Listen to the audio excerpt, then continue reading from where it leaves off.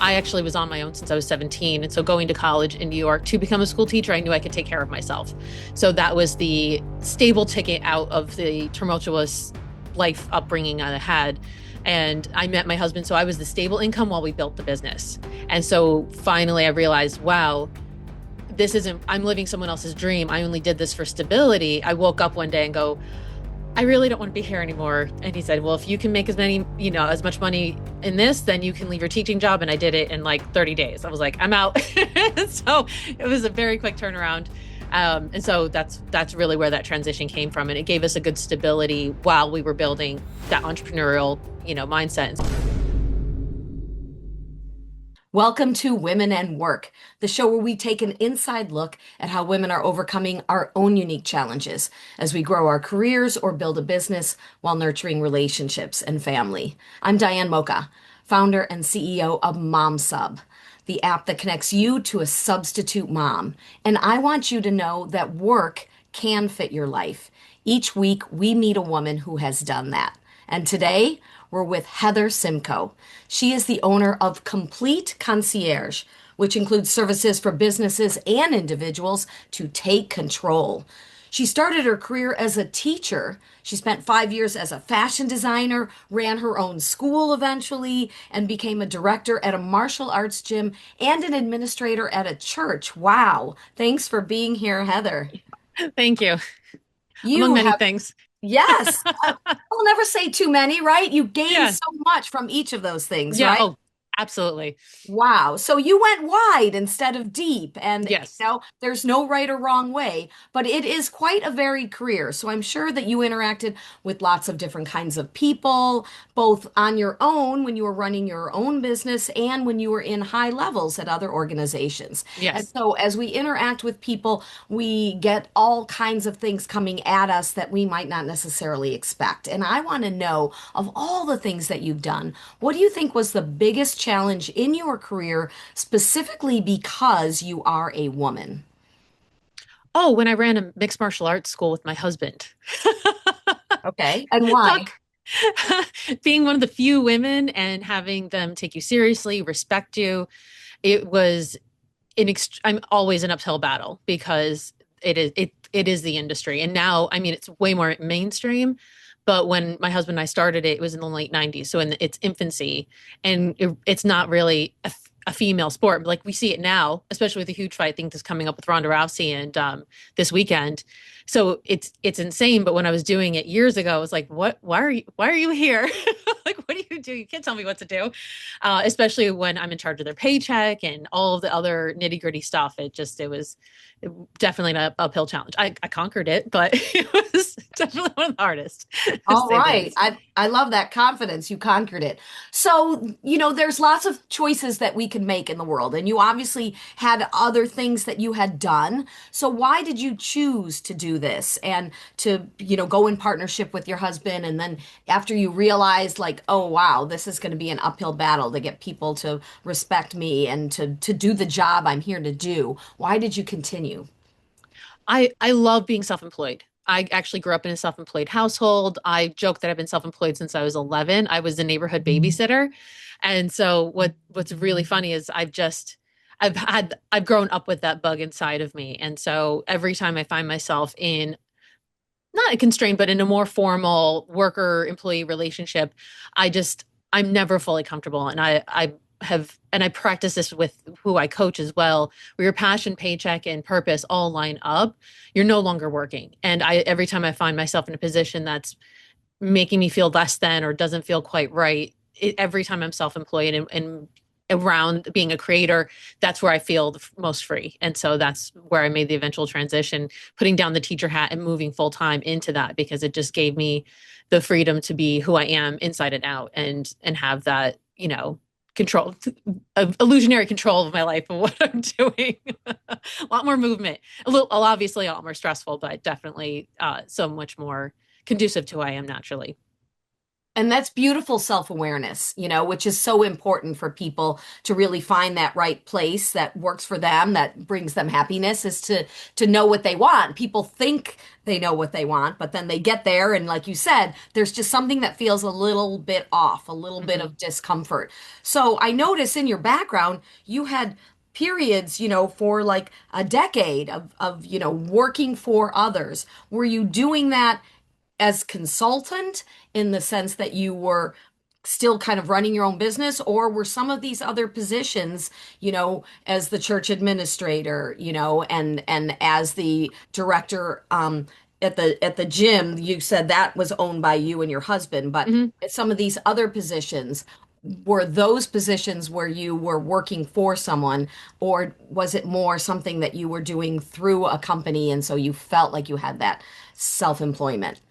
So it's an interesting timeline. So what happened was we ran the gym up until about 20, like 90s to about early 2014, and we opened up a third location in Florida from New York. And I ended up in a car accident, and so we ended up having to the whole thing kind of ended up dissolving and fading away naturally as a result. And part of my story is I am in recovery. I actually hit rock bottom in April of 2014. So I'm totally 12 years sober now. So that was a lot of my reinvention was coping. I was enabled. I was able, the more successful I was, the more people gave me free stuff and the more enabled my behavior for my addiction. And so I had to transition to working for other people to rebuild myself. And that was part of coming out of that. And then once I had the confidence, the clarity, the sobriety, and the background behind me, that's where I was like, okay, fine, I'm done working for other people. That's my transition out of my recovery, and I've become self-employed again. The church administration, it's more of a volunteer. My husband's the lead pastor now, so I joke, I've voluntold onto the board, and now been doing that for like 14 years. So I wear many hats. My dad joked, she wears as many hats as a baseball team. And so it's kind of how I work. And I like having the challenges. There's never 2 days that are the same. So kind of where I'm at now. So it's just an interesting transition. But usually I'm doing more than one job at any given time. It's like, how many jobs does Heather have? We lost count.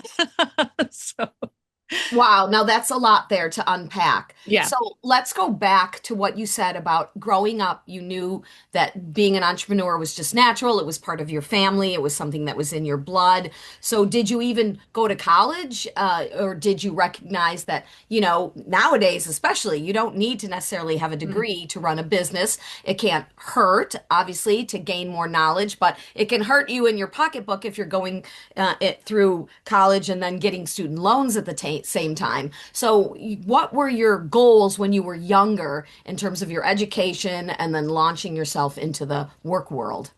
Yeah. So eventually, what I did, I moved from California to New York. My plan was to become a school teacher. That's to because it was stable. That was the healthy thing to do, and it was my ticket out from my childhood. I had a very Cinderella type of upbringing. So I actually was on my own since I was 17, and so going to college in New York to become a school teacher, I knew I could take care of myself. So that was the stable ticket out of the tumultuous life upbringing I had. And I met my husband. So I was the stable income while we built the business. And so finally I realized, wow, I'm living someone else's dream. I only did this for stability. I woke up one day and go, I really don't want to be here anymore. And he said, well, if you can make as much money in this, then you can leave your teaching job. And I did it in like 30 days. I was like, I'm out. So it was a very quick turnaround. And so that's really where that transition came from. And it gave us a good stability while we were building that entrepreneurial, mindset. And so we've kind of been that kind of couple where one of us might be stable, like if we're building a business, like me with my consulting, he's the stable. Like so, we've been partnership for so long that we know how to balance our work life relationship and know what income is the stable one versus, all right, you're on the entrepreneurial roller coaster. I got you. So that's where we've been at since we've been dating. So So you have a lot of awareness of, where you are in the world and what you need to help you to get to the next step that sometimes people don't always have until they have that hindsight. mhm, So you said you recognized growing up that you needed to get away, so mhm, far away. You went to another coast. yeah. You said it was a Cinderella upbringing. Sometimes people think Cinderella, they think princess, but you were in the Cinderella role, I'm The guessing. cleaning, the not fun side. I found my You Prince Charming. I got the fairy tale ending, but the awesome. upbringing was very much that, you know, upbringing of abusive relationships, stepmom, like being the mom number two, cleaning up after my brother. So that was my general childhood with my stepmom. Yeah. Wow. Did you lose a parent when you were young? My parents were teenagers when they had me. So my dad, they divorced. Actually, they got married in their teens, in, you know, the time it was allowed to happen. And that quickly dissolved in a couple of years. And then my dad remarried my stepmother when I was 4. And through circumstances, she was cut out of my life. So I never really knew her growing up. I've reconnected with her in my adult life. Your biological My mom was cut biological out. mom. Yeah. So she was kind of cut out. It wasn't what she wanted to do. So it was a convoluted, like, all right, my dad took care of me and my stepmom, and I didn't know her. I reconnected when I was 21. And so I have a new relationship with her now. I've rebuilt over the past 20 some odd years. Um, and even in hindsight, I've worked on a lot of forgiveness with my stepmother. She was 14 years older than me. So there were kids raising kids and her own baggage. So I'm like, they did the best they could with what they were given with their lot in life. And so I'm fortunate that I had a lot to learn from it. It was a lot of what not to do. So if anything, they were good, bad examples of, you know, the banner of don't do this. Maybe do that. I usually did the opposite. It worked really well till it didn't, but for the most part, it did. But you've been dealing with trauma, Hmm. obviously, and that may have led to some of your issues with addiction. So, Hmm. did you have step siblings? Were you Yeah. dealing with Younger, that half dynamic as brothers. Yeah. well? So younger half brothers. Yeah. Okay. So I'm my And mom's only child, but yeah, younger half siblings. wow. So you grew up in this dysfunctional family, Yep. escaped, went to college, figured out your own way, got a career that you thought would give you that stability that you didn't really have, right? Yeah, That exactly. safety and stability that you didn't have, but realized that, that wasn't for you. And so the first journey as an entrepreneur was together with your husband, with your Hmm. partner. Yeah. And so you had a successful journey. So what was going on in your personal life? You said people were giving you things, but that doesn't necessarily lead someone to become an Oh alcoholic. no. So, Yeah. That's always been there. It's I didn't realize how much it was rampant in my family. It was swept under the wrong rug, and I had no clue that what I was observing was alcoholism growing up. And so I picked up when I was 17 when I went to college, and my behavior was always there. What happened is in my business, because I was successful and most people enabled me, it was able to progress very quickly. So there weren't a lot of like anytime I did something that I shouldn't have been doing or there was a crazy situation, I got a get out of jail free card. Like people just kept excusing my behavior because we're in law, like we taught law enforcement, or it was just like and they were crazier. So really everyone's kind of covering up each other's behavior. So it enabled me to progress in my alcoholism through all of that. And what happened, and I didn't realize this, more successful because we went from rags to riches. We were both out on our own as teens to building this really successful business. We didn't realize that the more money you make, you go to places and they just give you free drinks. Like you don't have to pay for it anymore. You're like, ah, I was like, I didn't realize as you got up into these upper echelon, you don't like, I don't have to pay for it. You're just going to hand this to me now. You get like concierge and all this stuff. Like, welcome to our hotel. Have a glass of champagne. What's your drink? And you're like, it's not going to go on my hotel bill. Nope, it's complimentary. And so it opened up a whole different world that allowed me to continue enabling that behavior because it was so accessible. No one's going to say no because they're handing it to you. So it really opened my eyes. And it again, there was a lot of enabling. I didn't suffer the consequences enough to know that that was a problem until the consequences started adding up and people were done with my behavior, 12 years ago, where I realized, okay, we moved and my husband's like, I can't do this anymore. We're sweeping it under the rug. This is too much. Like this has got to stop. And so that's where we started in church because we came down to Florida semi-retired and completely depressed. Like we live in paradise. Why are we basically spiritually bankrupt? Why are we so depressed? Why aren't we happy? And so we realized maybe we need community. And so we weren't church growing up. My husband, we call it recovering Catholic. And so we found the church that we're in now and have evolved in our positions here. But that's where I met women in recovery and all the people that have helped lead me to where I am in my, complete role of who I am at this point from where I started. So it was, you know, divine timing, I suppose, where I ended up. Wow, so many ups and downs Hmm. in that journey.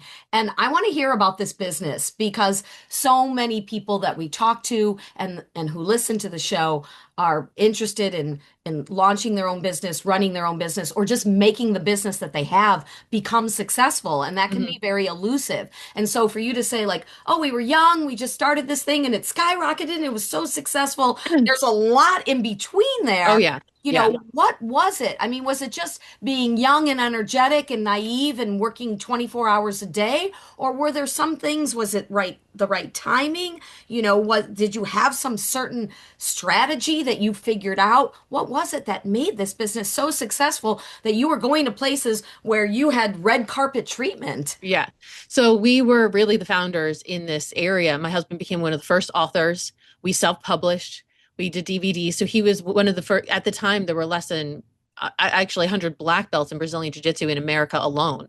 They were Brazilians who came here. So he was one of the first American black belts at a certain point and one of the first ones publishing it in English. And so we were on the forefront of, everything so educational and digital. This was, books, DVDs, instructional. So we had like a technique of the week. So very similar to the techniques that are here now. We implemented almost 30 years ago. And so it was just a lot of bootstrapping, long hours, right time, right place. So kind of like we said, all of the above. But it was a lot of hard hours. So we had a lot online presence. We had our in-person brick and mortars classes. It wasn't super popular, so we were in a very specific niche. So as it started to blow up, and we were on the forefront of all the publishing, I mean, my husband wrote the largest book in our over 800 pages, which we self-published. I mailed them all out. Like I think I shipped it 100 different countries. And so we just really put all this together ourselves. So it wasn't just overnight. Like it started, we were sleeping basically on the gym floor, showering in my dorm, to having it all over the world, being self-published and figuring it out.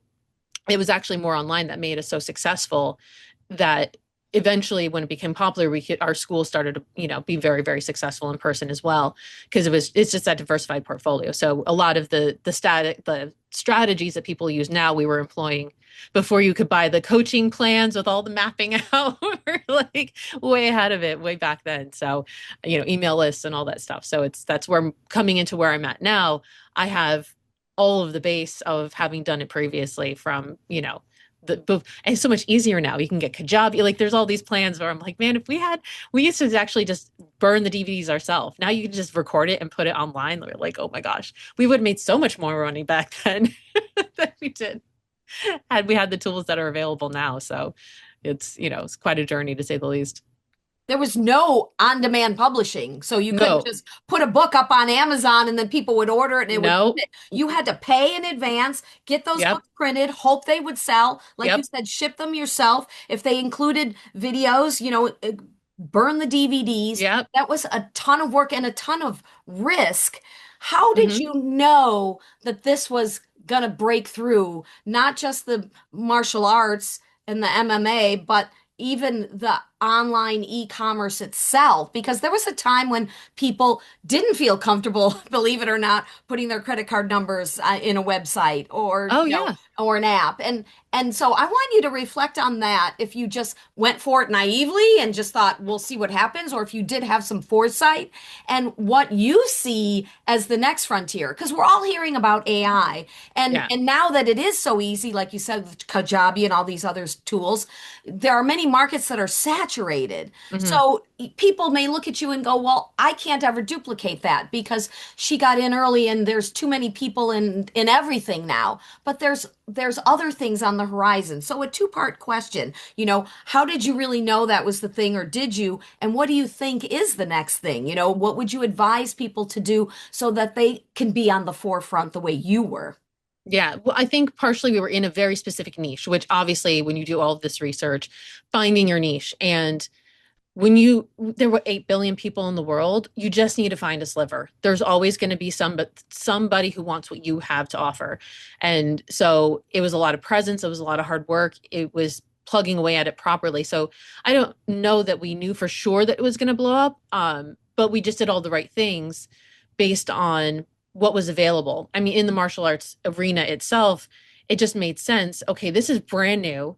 It's on the forefront. No one knows about it. They're hiding techniques. So if we're going to be the first ones, and they were not happy about it, by the way. Um, Who was hiding techniques? the founders of the art, because they came here, they wanted to hold people back because it was a, God help me, the Gracie family who started it, they invented it. So when they brought it here, they would only give, and they called them gringos, they would only give certain techniques so that they could hold the secrets of all of the, it's basically human chess. It's a very complicated martial art. And so being on the forefront of it. So my husband was one of the first, even us on the West Coast, where we had, or not West, yeah, East Coast, when we had the gyms, but it was really the forefront. And what made it so prevalent and popular is the fact that law enforcement and other people could use it and save their lives. It became, my husband and I worked a lot in just tactical, helping people self-defense. It was, it was proven through the UFC. It was the whole point of it even starting, was to prove that it was a superior martial art. And so being on that forefront allowed us to really market to Americans how popular this is, as opposed to just that, basically Taekwondo karate mill of buying a black belt. You have to actually earn it. And so it was a hard sell, but now, like I said, it's super popular. Now we were in that forefront of doing it. So I would say niche is really, really huge, and you're not for everyone. And as long as you find what you are very, very good at and can stay consistent with, I think you're going to pierce through. It's just a matter of the consistency, work ethic, and don't stop before the miracle happens. Because I think a lot of people, there were definitely times we could have given up, with plenty of roadblocks.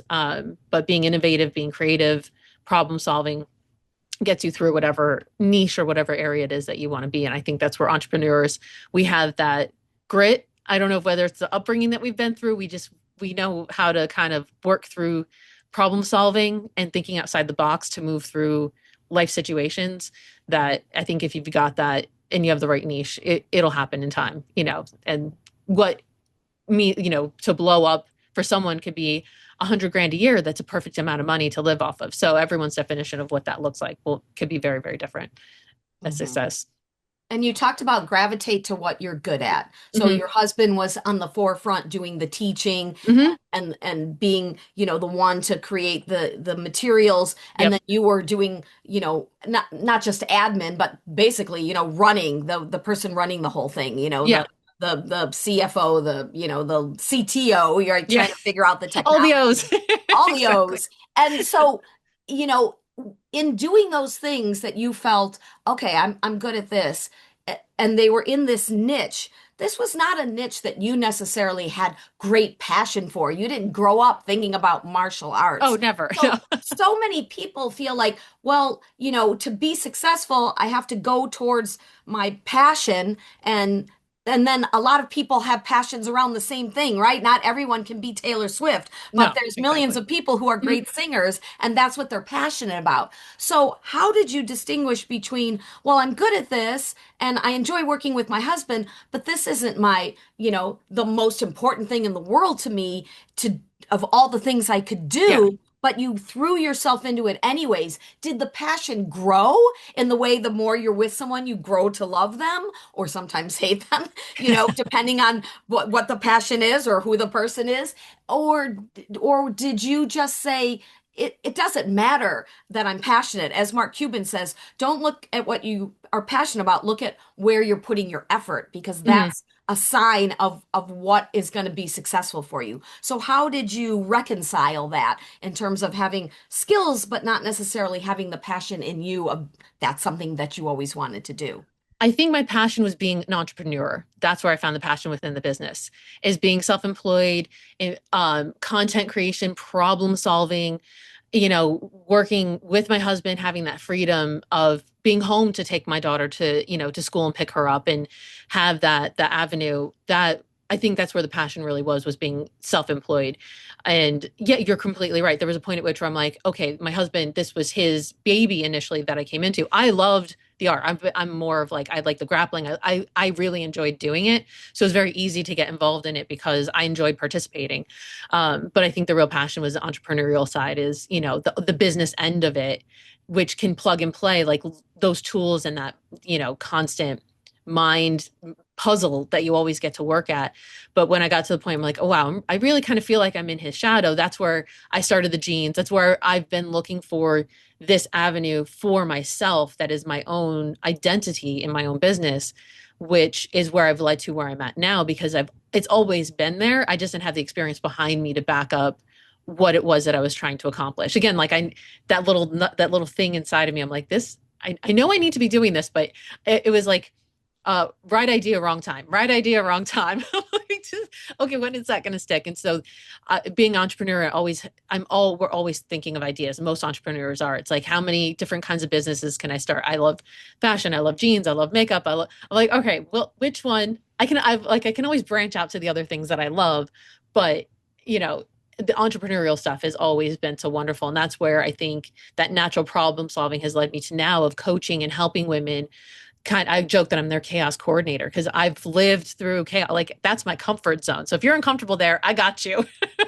I can help you unpack this chaos. And so that's really, I think, where my passion has come from in that. And we both, it eventually fizzled out as we do. And it's a young person sport. It's very hard as you get older. And then I got in a car accident. So we've evolved out of it. But the mindset of being an entrepreneur and content creation and all of that is just still very much inside of us. So I think that's really where that fire comes from. It's once you have an avenue that you're good at, you point the passion and purpose with that fire in the right direction as a natural entrepreneur. Yeah, and that makes so much sense. And what you talked about having that flexibility is a huge reason why so many people either go into or stay with entrepreneurship even despite the challenges. I know in my case, I didn't intend to be an entrepreneur, but then once I got involved and I recognized the control or the control it seems like you have over your Hmm. life, at least with your schedule, you Yeah. don't have someone telling you where you have to be and when. Some days you feel like I have to be here, I have to be there, I have to do all these 5,000 things, but really you have the choice, Yeah. and not somebody dictating it. So tell me how that played into a decision. Did you want to have children? Were you planning this? How easy was that to integrate with your life? And how old do you have one? How many children do you have? How old are they now?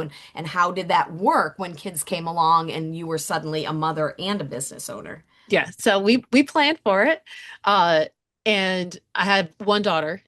She's 21 now, and I was in my 20s. So, but I was teaching, and so what we planned was we bought our house, and like I said, I have like the broken family, so I did the like, okay, go to college, get a job, then buy a house. Like actually did everything in the technical right order. So we bought our house, moved most of our business into our house. So we turned the first floor into a gym. So my husband could work from home. I went back to teaching, which had the summers off, and he stayed home with her. So he was Mr. Mom for like the first 4 years when I was teaching. And so I was still the stable income. He was working at home, doing the online stuff, and then teaching some classes from the house. Which, as you guys know, if you're an entrepreneur, you go right up part of it. So it was all built in.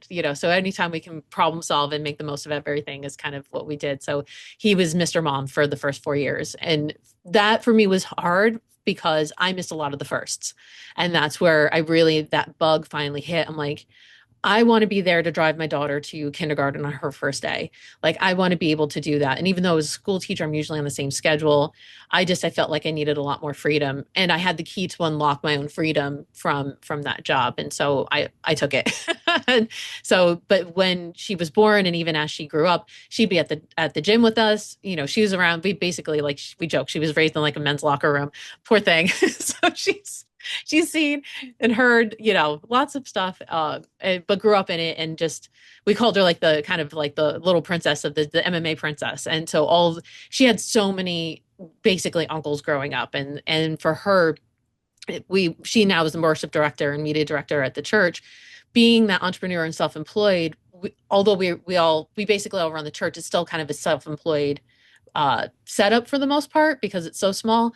But it's given her that platform. She didn't go to college. She's like, I don't want to go to college. My husband didn't go to college.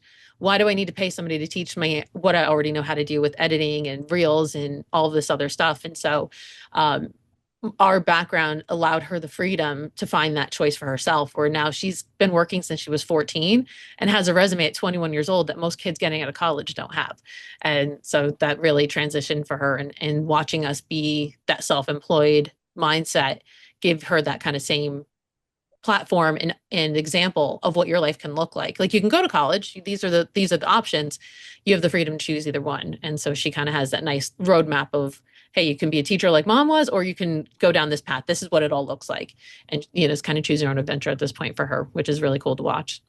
And when you were a teacher, you were in a school district. What Yeah. grade were you teaching? Seventh grade. Okay. What subject were you teaching? Social studies. Yeah. So I was a So history you teacher. were a traditional social studies seventh Yep. grade teacher, Yep. and then moved to, helping run this school in a Yeah. I sense. ended up starting the kids program and everything there. Yeah. So it was Ah, really, yeah, so you brought some of that a lot. skill set from, Yeah. yeah, a lot from the education world, but just for your business, which was Hmm. teaching something very, very niche with Yeah. the MMA. So you didn't just, it didn't blow up overnight necessarily. You No. built this business up over those 4 years when you had that stable income Yep. and your husband was taking care of your daughter, so he wasn't even necessarily, working 18 hours a day. You can't if you've got an Infant. infant and a Yeah. toddler that you're Yeah. taking care of. He was doing it in between naps and all of those things, and you had people coming to your home, and then you were developing the online, and then you recognized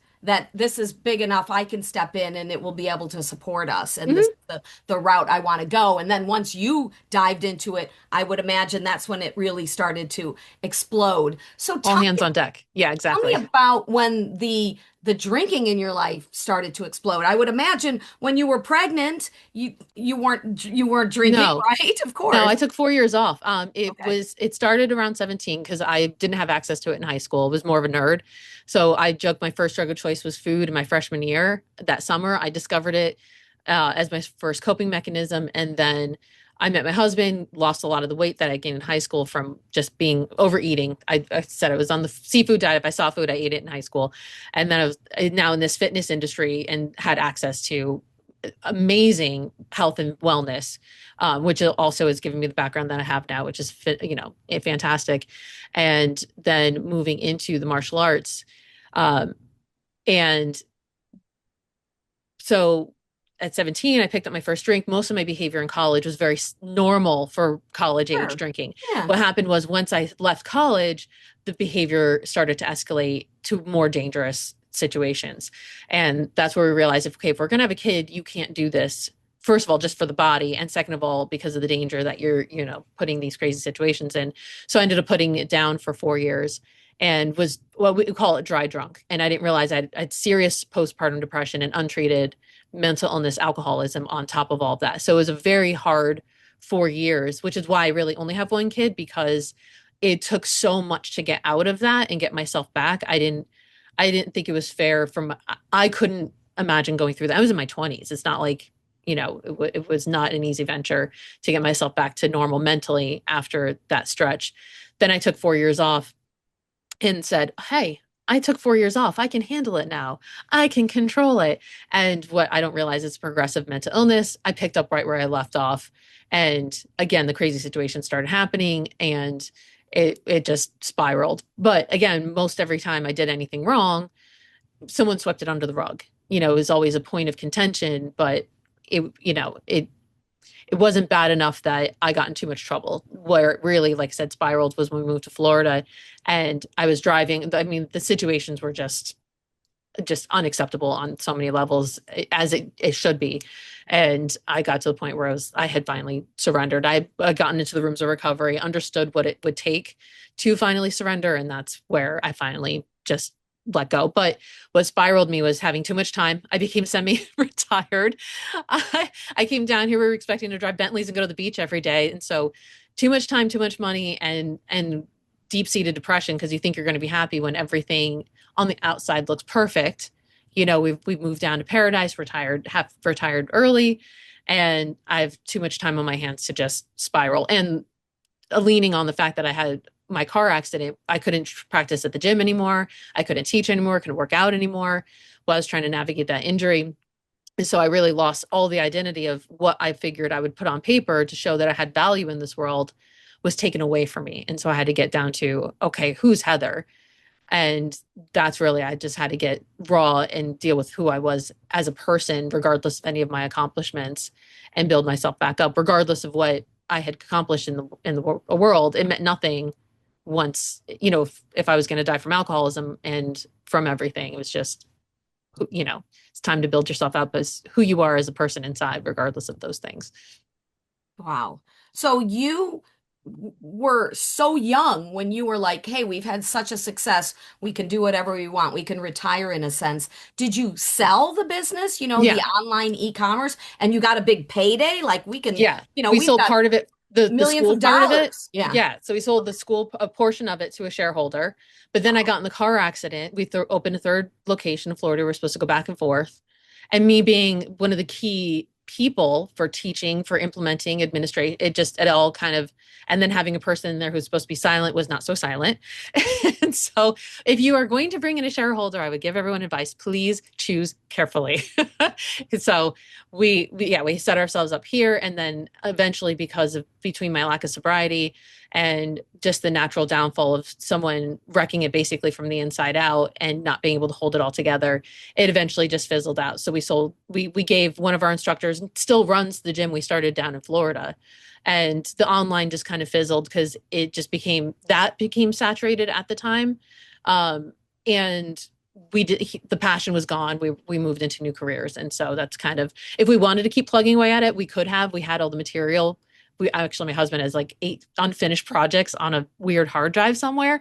But we ended up, between focusing on my sobriety and our new journey where we were, it just naturally just kind of faded away. And so we redirected our energies into our new careers now. So who we are. So I'm sure it's traumatic, but you also recognize it as a turning point in your mhm. life. Tell us about the accident. Were you alone? How old was your daughter at the time? And what happened and what was the result? Yeah. So we were down in Florida for about a year, or not a year, about a month. It was Oh, really newly moved. newly moved, less than 1 month. So we're on Okay. the forefront of starting a whole third location. I'm supposed to start the kids program. Like we literally signed a And how, lease. how old is your daughter at this point? She's 7. So she moved Okay. down to Florida when Yeah. she was 7, just turned 7 in March. We moved in May of 2012. And so we're actually all in a vehicle at the time. And in Florida, at the time, especially if you run a yellow that turns red, they will take a picture and mail you the ticket. And so I saw that it was yellow. I stopped at the light. The girl behind me was texting and driving, rammed right into us at 45 miles an hour. My knee was on the console because I have short legs, the way that I drove. So the entire impact hit my entire hip, my knee, my shoulder. So all that movement went through my entire hip. And so I have nerve damage in there.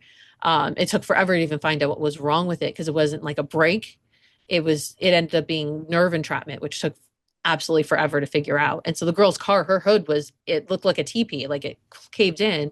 We had a larger S class that took the brunt and it did barely look like it got hit. But all of that impact, that her car, that's what happened inside of my body. And so everyone else was fine with their seatbelts and the rear ending, just a little sore, but I was the one that took the brunt of that. And that's where it really changed what I could do. And I've had to rebuild what I can do to work out, mitigating the nerve damage. It's been, I'm used to it now, but that was really where the rubber hit the road with the injury of like, nope, everything you thought you were going to do down here is not going to happen. Wow. So, yeah. And you were sober. So, No, I wasn't drinking when I was driving, right. but But you weren't, yeah. So you were it not wasn't a drunk involved at driving accident. all, No, right? it was just a normal midday going running errands for groceries. I Okay. just the lights yellow. She wasn't paying attention. I stop at the red. She's not paying attention and texting and driving and just ran right into us. And you Yeah. had your daughter and your husband in the Yeah, car? yeah. He was in the front seat. She was in the back seat in her seatbelt. So they were fine because they weren't the way that they were seated. It didn't affect them other than just being a little bit sore afterward. But where my knee, everything was placed in the car right up against console, all the impact that the car took, my joints took. So I've like the cartilage busted behind my knee, the whole bit. So Had you driven uh, during this time period, not that accident, but when you had been drunk? And did how did that accident that didn't necessarily correlate with alcohol lead to you becoming clean and sober? because of my injury, I normally hid myself behind all of the masks of my positions. And because of who I worked around or with, and they respected me, they would just sweep it under the rug. So I could basically just keep getting away with my behavior because everyone's like, well, and there's a lot of alcoholism in that industry as well. So they're like, well, she's not as bad as me. So by covering it up for me, it kept it covered up for them. So, but really what happened for me was I couldn't do anything I wanted to do before the depression. I have no identity. So, and in Florida, alcohol, we live in a tourist town, alcohol's everywhere. And so I was like, well, I'm going to go to the grocery store. I'm going to go to CVS. And so it just, completely spiraled out of control because I had nothing else to do with my time. But well, I don't want to take pills for the pain, and so I drink it away the woes, and it Oh, got so worse you and were worse and worse. continuing to drink after the accident. That's what really spiraled. Yeah, because I had, like I said, too much time on my hand, Oh, no it got identity. worse. The drinking Yeah, got worse after the that accident. was the final spiral. Absolutely, because I was like, what else am I going to do with my time? Like, Okay. and I have nothing to lean on in my identity anymore, and I didn't want to look at myself, so I drank it away. And so it's like, nope. And like I said, it was very easy to get down here. So anytime I had the compulsion or idea to drink, it's everywhere, like at gas stations. I used to in New York, you'd have to fight to find the stuff that you liked. Here, it's like, go at the gas station. There's a bottle of wine. It was a completely different culture down here that gave me the access in my final spiral of addiction to just finish myself out basically. So I was just fortunate that to have survived, needless to say, all of the craziness that brings.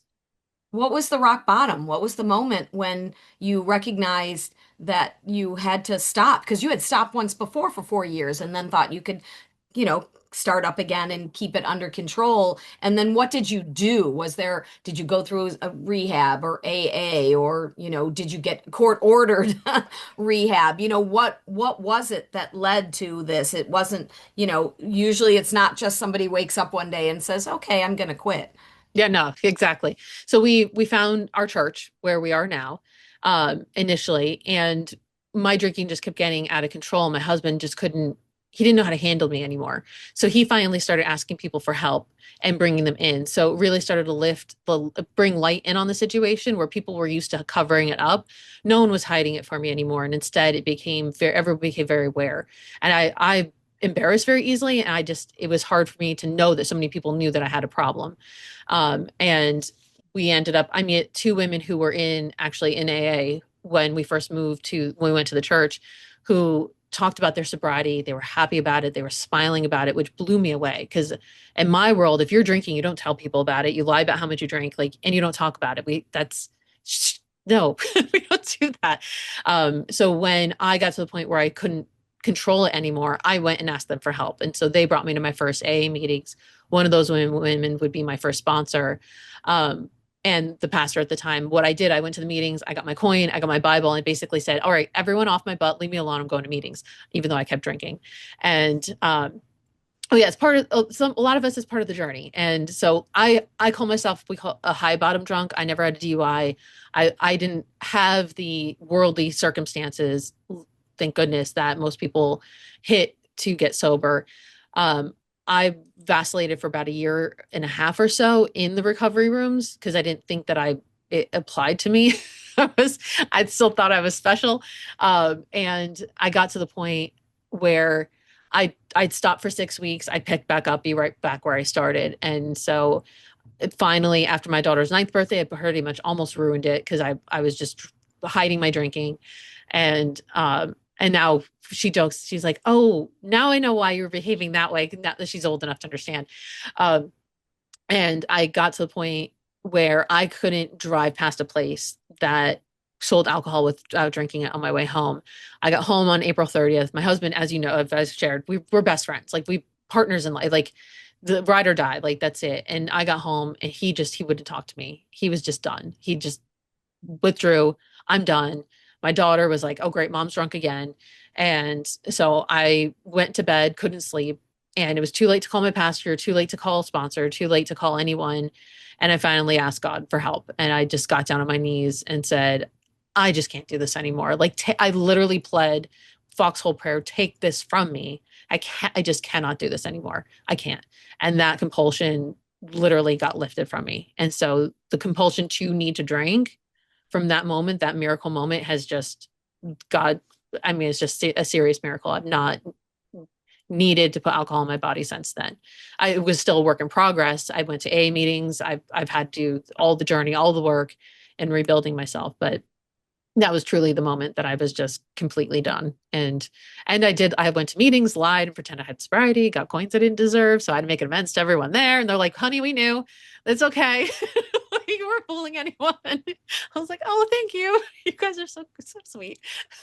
So, now I can smell like hand sanitizer from across the building. Now I'm like, oh, they could smell me coming a mile away. So of course they knew. But that's why it works so well, because we understand how each other are wired.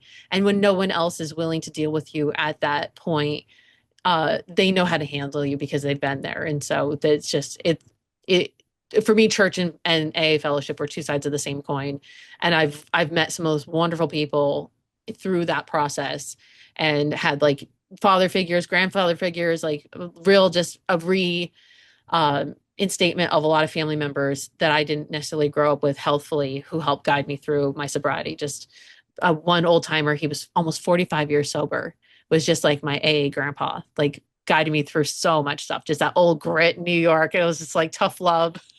So I was really blessed to where I ended up and the people who, guided me through the journey of getting myself back together one day at a time.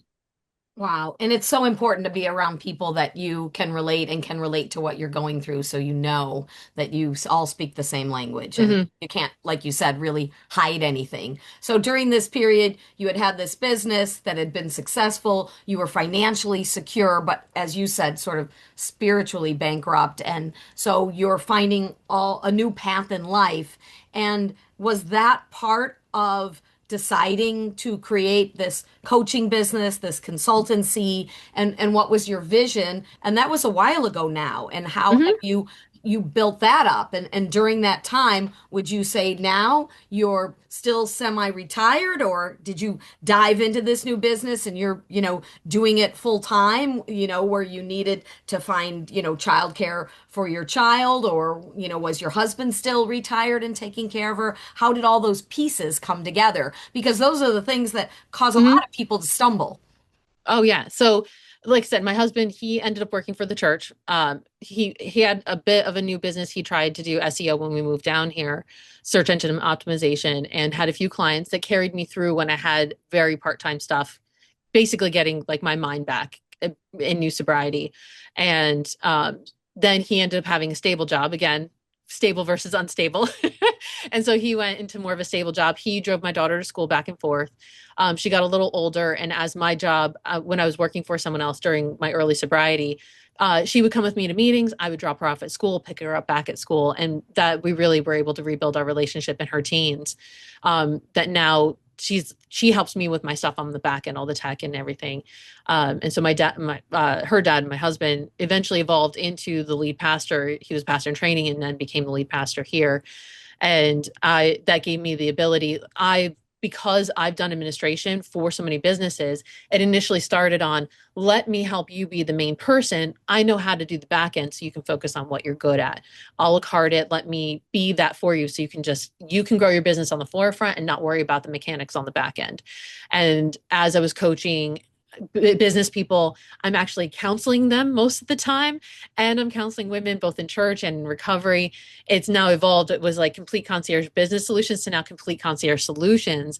Now that I'm coaching business people, coaching business women, walking them through life on wellness, fitness, all the things that I've done have now culminated into the business that I run now, which is I'm very much employed. I'm so full time. It's ridiculous. My husband's like, can you give me a Saturday? That'd be nice. Like we work 6 days a week between the church and what I do for a living.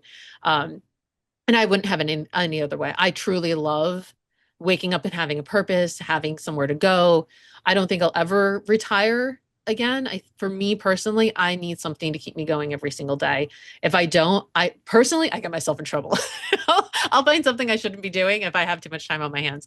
And so I'd rather be doing something constructive than deconstructive, especially in my recovery. So even if I'm not getting paid, I may eventually volunteer full time. But right now, this business is full time. Like I have clients, I have small nonprofits I take care of, and coaching, building online, and the other end. So I'm moving out of the admin role in the back end with some of the few clients and moving, and it's hybrid right now of the coaching element on the other end. So eventually I'm calling it my exit ramp of all only coaching, and eventually no more administration. So, or hiring someone to cover that portion of the business, and then they can do for me what I've done for everyone else. That's the eventual goal.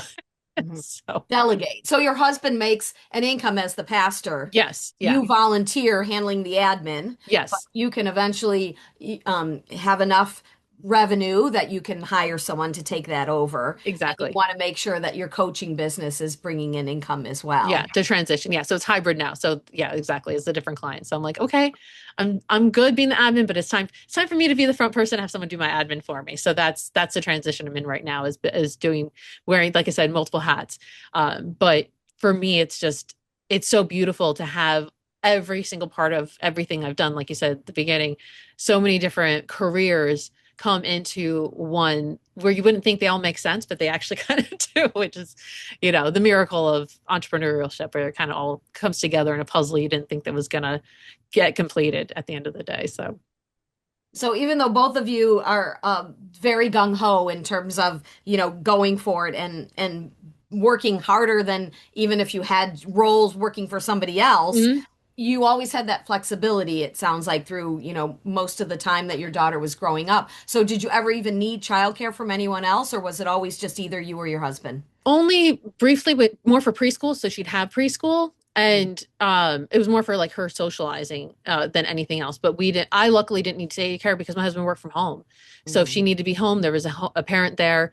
If he had to work, like we've just always built our relationship that one of us has been home with her, and she might have after school care just more for like for the fun of it, but there's always been someone home for her to be able to do that. And so we've really kind of always arranged that. Like I said, we had the income to do it, we had the ability to do it. That was always a part of the way that we were fortunate enough to be able to do it, which I know a lot of moms can't do, and I have to help coach them through that. Where sometimes helping them find the right place, and luckily I have a master's in education. I can help you find the right places, vet your sources, and even if it's just for a season, while they're working through, having that freedom to be able to then take their kids out of daycare and be able to figure that out. So at least for us, that we were fortunate enough to be able to make that work.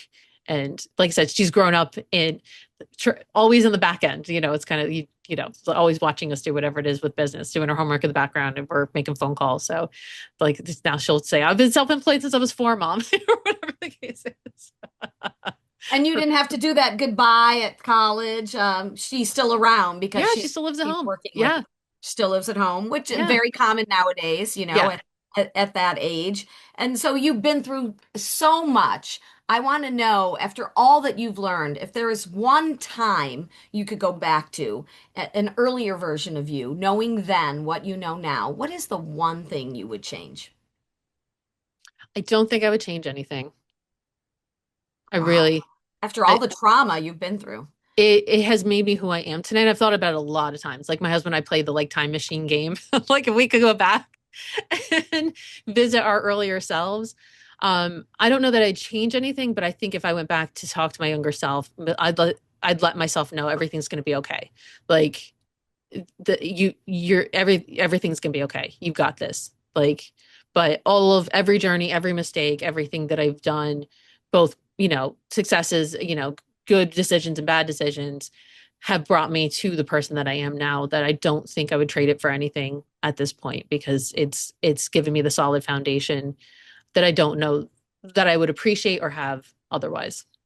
That's beautiful. And realizing back then, despite how confident you I seem to have always been, had doubts, like because we all do, right? Hmm. And so wanting to kind of hug that person back then and go, Hmm. Oh yeah. don't worry, It's okay, girl. It'll be all right. You got because we this. all do. Well, and now you're doing it, paying it forward for your Exactly. And client. that's what brings me.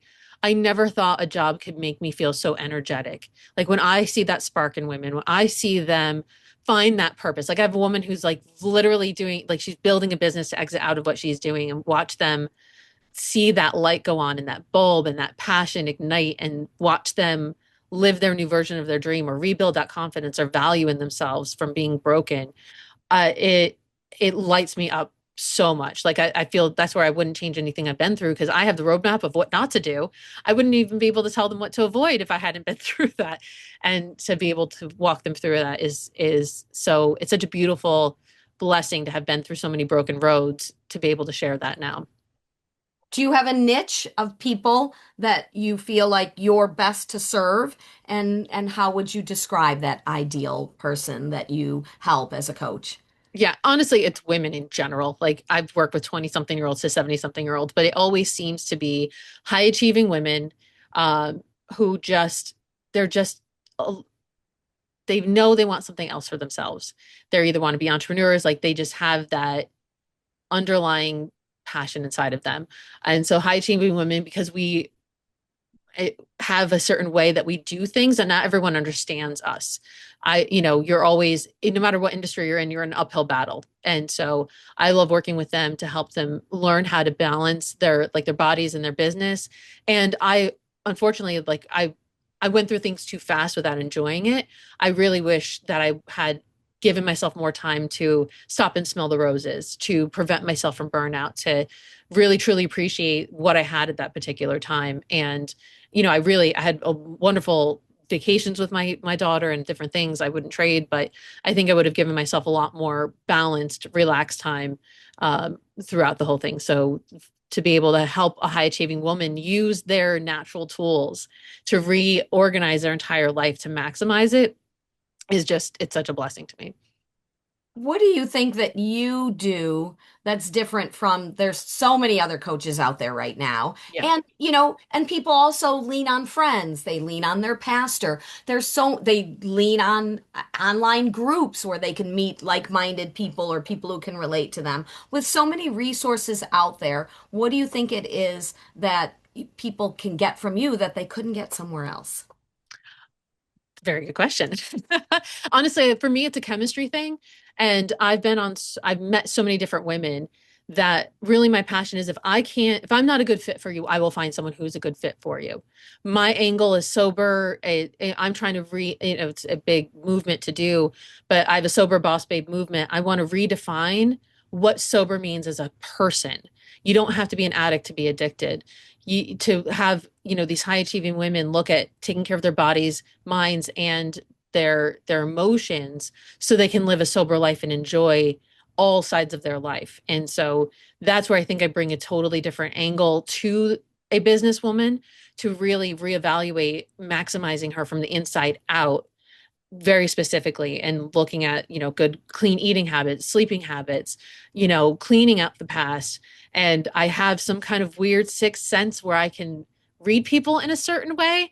I'm like, do you want me to tell you what's wrong or do you want to figure it out for yourself?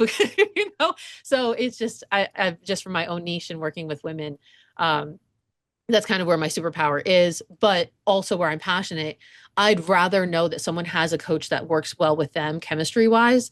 With the multiple people that I've met so far in this industry, like I met someone whose specialty is Lyme's disease. Like I now have a repertoire of women that if I can't help you, I'd be more than happy to help you find someone because I'd rather see you live your best journey than have to force you into what I think you fit into my program in that sense. And so I that's really my passion in doing all this. New passion as we evolve, right, in Hmm. life. And you've been doing it for quite a while, so not so new, but you've had many chapters, and we thank you for sharing them all and really deep diving into each part of them. You've revealed so many insights on today's episode of Women in Work. If you were inspired by today's story, remember to share it with a friend, leave a review, and subscribe to meet our next amazing guest.